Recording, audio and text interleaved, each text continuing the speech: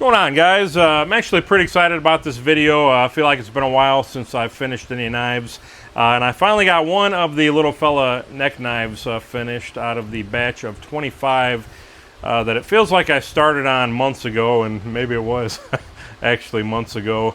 But I finally got the first one finished, just trying to feel out and kind of nail down some processes and procedures to see how the rest will go.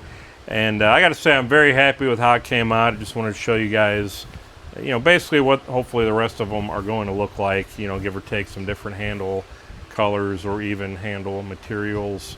As for finishes, I'll probably keep the blade finishes mostly the same, just to simplify things for this batch.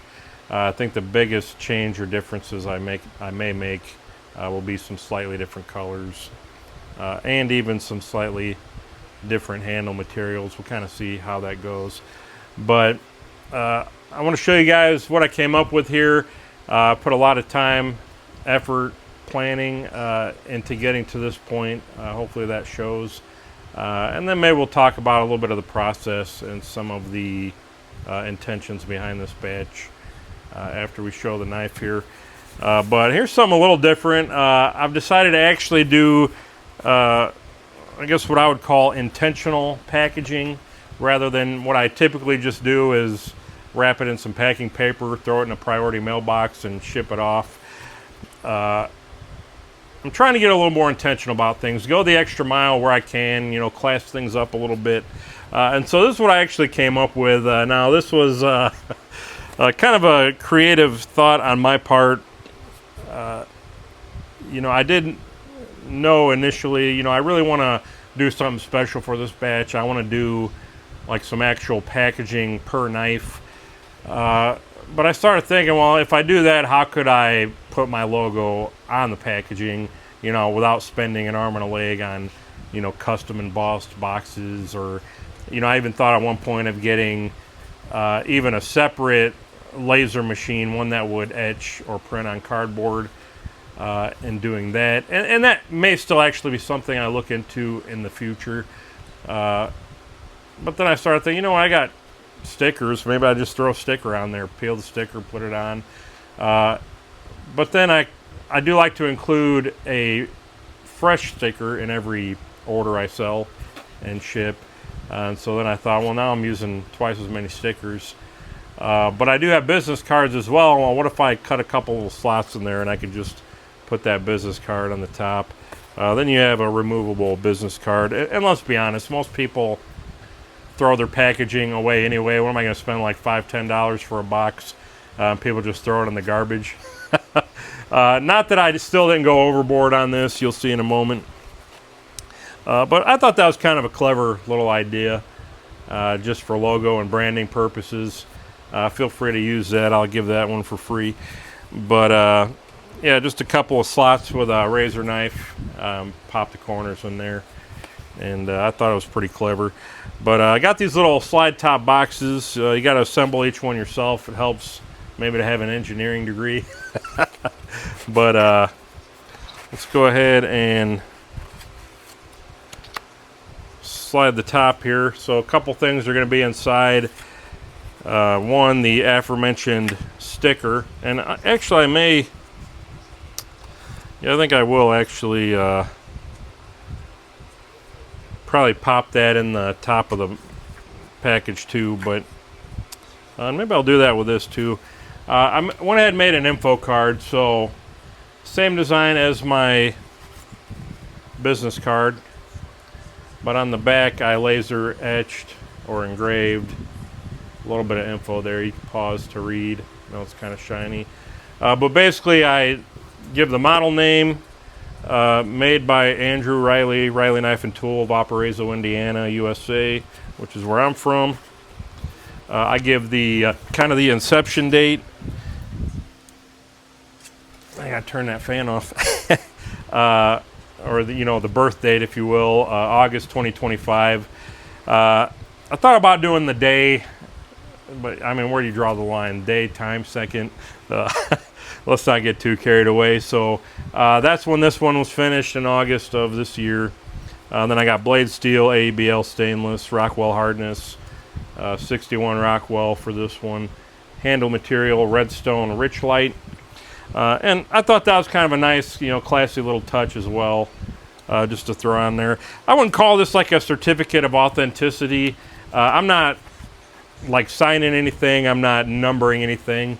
Although I did think about doing a serial number 1 through 25, but I've never numbered any blades in the past. I mean, why start now? So anyway, just a little accessory there. Worth the extra little effort, I think. Now finally you take the top off and you've got a nice custom cut piece of, I think this is PE foam or EVA foam to kind of present the knife there. And even under the knife I got a little bit of paracord for wearing around your neck.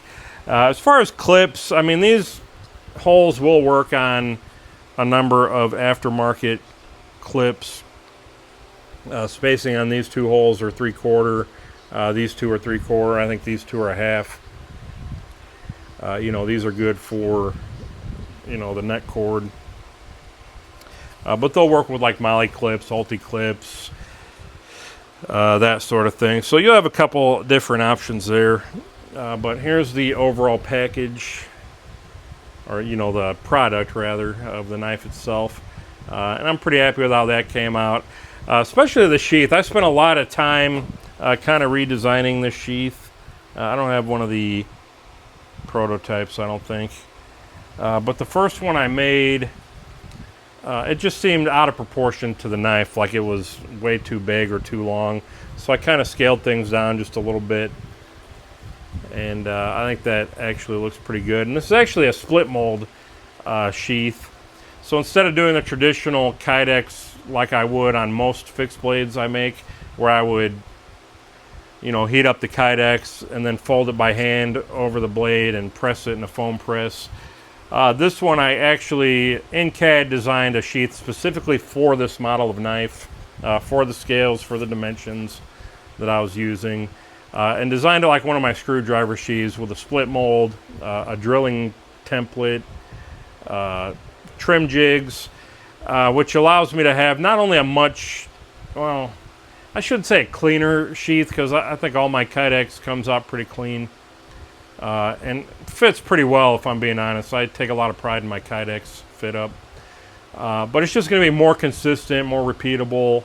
It is going to be very clean, and it's going to be, I mean, just the most precise, perfect fit that I could come up with. I put a lot of kind of design and thought and effort into this. So we'll go ahead and take it out. Just slides right out and goes right back in. I mean, no play, perfect fit, perfect retention.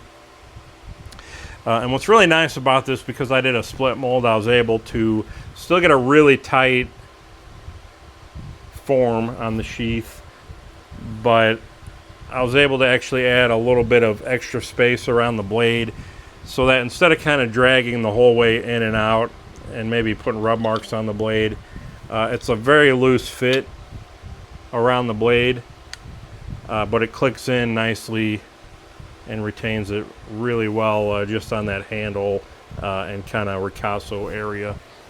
So I don't know if you guys can hear. It's not a super loud click, but it is authoritative. Maybe you'll hear that on the mic there.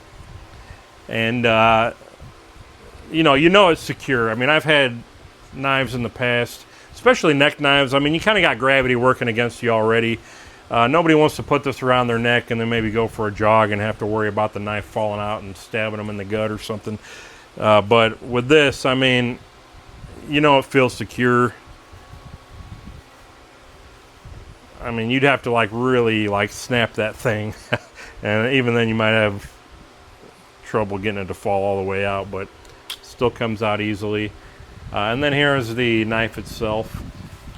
So I'll show you guys. Well, you may not be able to see it in this light at this size, but I've got AEBL laser etched on there for the steel type. And then on the back I did something just a little different for my maker's mark. I just put my last name up at the top of the flat here, which I think looks pretty classy. That's one thing I never much cared for. Is like real elaborate, like loud and large maker marks that kind of immediately draw your eye. I mean, it's great for marketing purposes, I guess. Like, oh, hey, now I know who makes that. Although a lot of these loud ones I've seen, sometimes you gotta like really stare at them. Like, what's that supposed to be? Some kind of shield or like a animal or does that say? Is that somebody's name? Is that a company? So simple and clean, I think, is always better and preferred. And I prefer something that doesn't necessarily draw your eye initially. I mean, I want the knife to kind of speak for itself. And then as people kind of start looking it over, they say, oh, yeah, it says Riley here. That must be, you know, the name of the guy that made it. And, oh, what's this? AEBL? Oh, that's a steel type. Okay. And I didn't really want to put much more than that. I thought about putting Made in USA or, you know, maybe one or two other little things on there, or like Riley Knife and Tool somehow on there. But again, I think simple is better, cleaner is better. But yeah, really happy with how this guy came out. I really like this Redstone Richlite, which I've heard a number of makers kind of crap all over Richlite, saying they hate it, like it doesn't machine well, or it doesn't grind well, or it burns too easily. Honestly, I don't know if it's just the quality. I got these from this material from Maker Material Supply. Maybe there's different grades and qualities like there is micarta. This stuff machined phenomenally. I mean, it buffed well, it sanded well. I think it came out just really clean. It's definitely going to be a staple in my arsenal for years to come. But we'll just do a little cut test. Which, by the way, I got a really nice kind of polished, not mirror polished, but nice clean bevel on there. And this may be hard to do with a fan blowing right on me. But just razor hair popping sharp. Again, I've mentioned in the past the AEBL steel that I'm using. This stuff was originally designed specifically for razor blades. So it's made to hold a really thin, you know, very keen and precise edge and kind of hold it. You know, not that you're going to be able to cut through a car door with this stuff or chop a tree down. You know, it is going to take maintenance and touch-ups. But this stuff does hold a phenomenal edge. I mean, it'll just pop the hairs right off. And it touches up easily to a strop, a buffer. Though I would caution any kind of blade finish like this, acid etch, stone wash, you want to be kind of mindful when you're stropping or if you're using a buffer. That can wear this acid etch off and kind of shine up the whole knife. And with wear and with use, it's going to kind of wear as well. But what I did when I sharpened these, kind of a new thing I came up with, and I don't know, I'm sure I didn't come up with this. Other people have probably done it before. I actually put some masking tape or painter's tape over the flats of the blade, trimmed it kind of flush to the blade, and then I sharpened it so that my grinder just removed basically the edge and that very edge of tape. And then I was able to take it over the buffer. The tape protected the finish, all but where I needed it to cut and to buff and to sharpen. And that worked out very well. So yeah, that's the little fella neck knife and kind of all of its glory there. Again, beautiful fit up on the sheath. I don't think I could be any happier with how the sheath came out. And it did take some trial and error, believe me.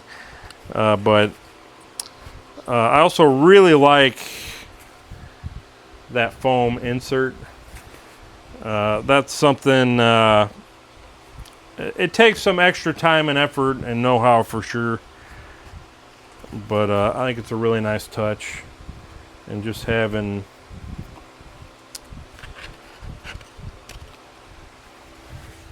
this presentation box, I'm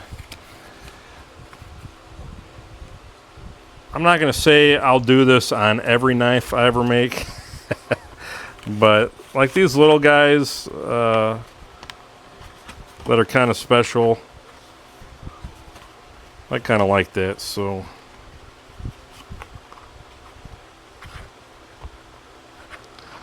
think I'll kind of put, now you got the card, the sticker, and the info card in there.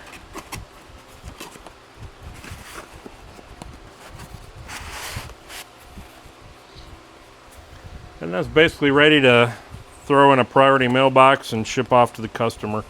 So yeah, that's it, guys. Let me know what you think. Like I said, as far as schedule, I've actually already started on 5 more. Basically got the primary flats ground.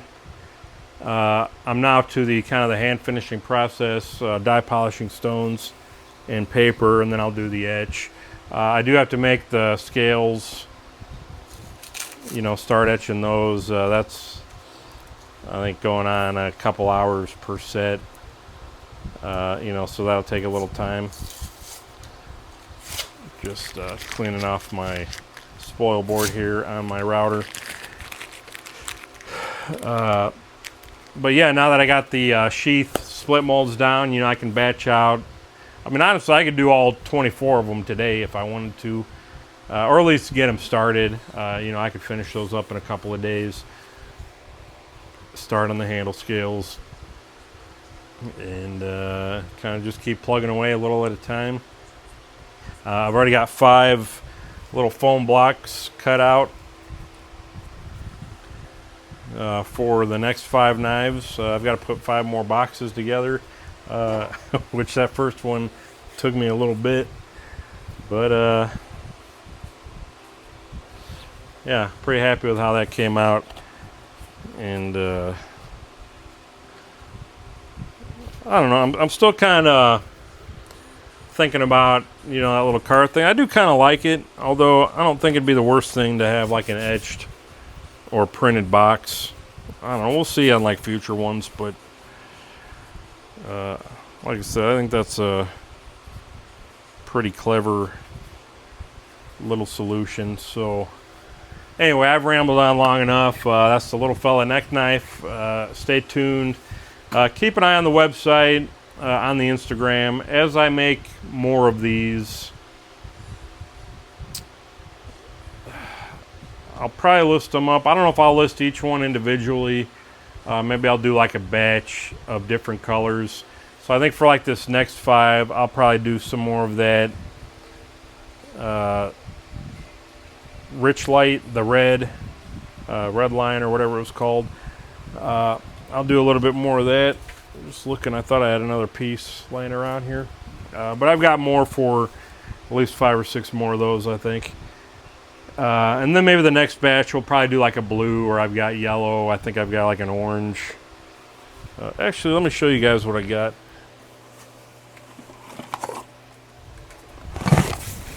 Since I got you here, kind of went nuts at Maker Material Supply one day.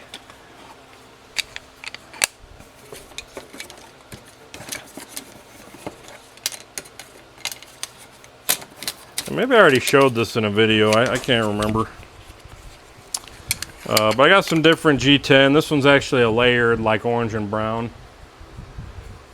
Let me see how that looks. I think it's maybe just a hair thicker than well, that shouldn't be a problem.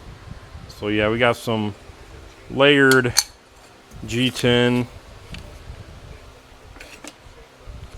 It's like a pistachio, I think. Green. Some kind of orange. I forget if this is hunter orange or a different, like a burnt orange. Got some white. I'm showing all this G10. I probably won't even use any of this on this batch because I like this Rich Light so much. There's a blue and an OD green. These may be for future projects.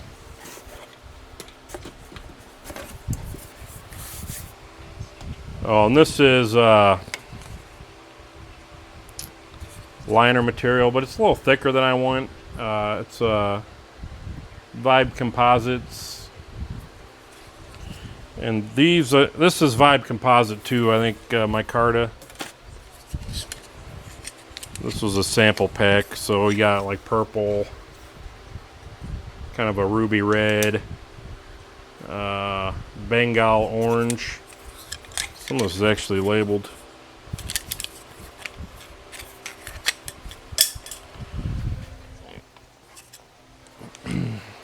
Oh, here's pistachio. I was thinking I had pistachio something here. Emerald green. That's actually a pretty sharp looking one. This one's like a denim. Only problem with these, and I think I may order if they have a 3/16 pack. Initially, I wasn't sure if I was doing 1/8 inch or 3/16 scales. I like the 3/16 though a little better. Fills the hand better. So these would have to be used with a liner, and I don't know if I really want to go that route.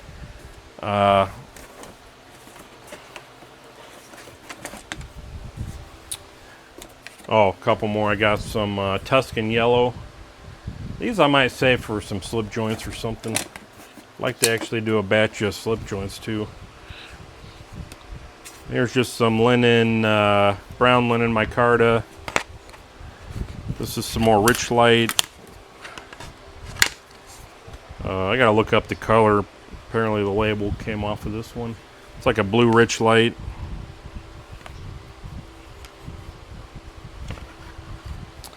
Looks like a ivory or almost like a cream. Then I've got, oh, this is Vibe Composites again, Tuscan yellow. So that I do have in 3/16. I may do some of that. Well, I thought this, okay, I only got a couple pieces of Rich Light. This is Vibe Composite 2 orange micarta, and this is a sheet of OD green. So I don't know, I got kind of a lot of options here. I may even be tempted to do like one of each color, just to kind of give a sample, and then maybe I'll do the rest of the batches like each in like 3 or 4 each of a color. I don't know, we're kind of thinking about that.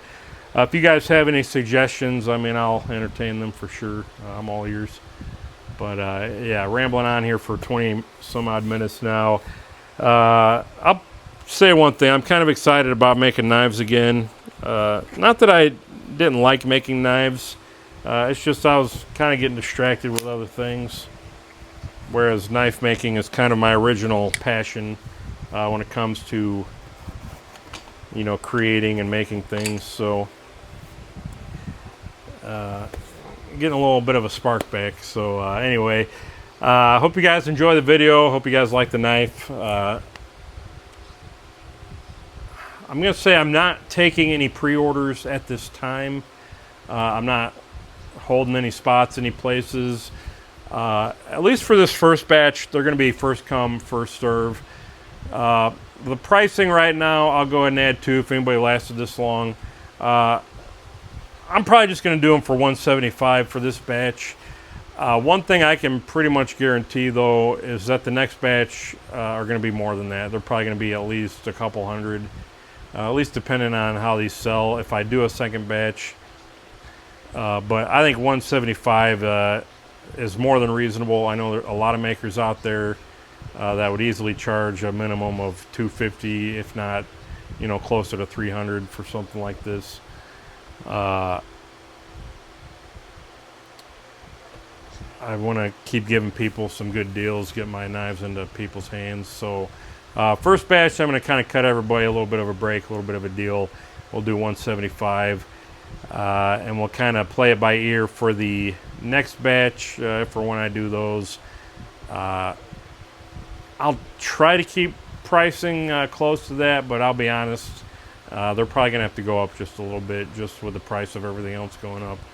But I don't want to plan that far ahead just yet. So if you want one, if you want to kind of start planning for one, I'm going to try to get at least a couple more done this week. If I can get another 5 done, you know, by the end of this week, that'd be phenomenal. So again, keep an eye on the website, Instagram. I'll make a YouTube post saying, hey, I got 5 of these available. I'll show them off a little bit. Again, I'll decide. I'm kind of making it up as I go on the colors. I may do all one color, or chances are I probably will do like a little variety. And maybe I'll do that just for each week from now on. You know, as many as I can make, I'll just do all different colors. Although they will be repeating, but if I have like 2 knives available, they're probably going to be 2 different colors. That's how I'll do it for now. And then I'll worry about maybe different styles of batches for future orders. But anyway, this video is way longer than it needed to be. I just wanted to show that to you guys, talk about what's coming up. And as always, I appreciate you guys watching. I appreciate the support. Stay tuned for some more content, some more knives, and we'll see you guys on the next one.